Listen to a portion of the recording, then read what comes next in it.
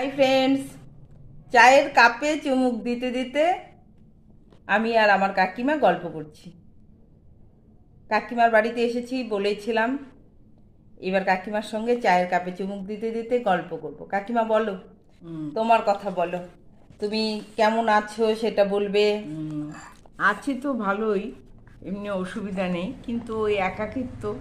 আমার কাকিমা একা থাকে। একাই আমার হ্যাঁ। 2 মেয়ে, হাজব্যান্ড মারা গেছে আজকে 32 বছর, মেয়েরা শ্বশুরবাড়ি, তাই আমার একাই থাকতে হয়।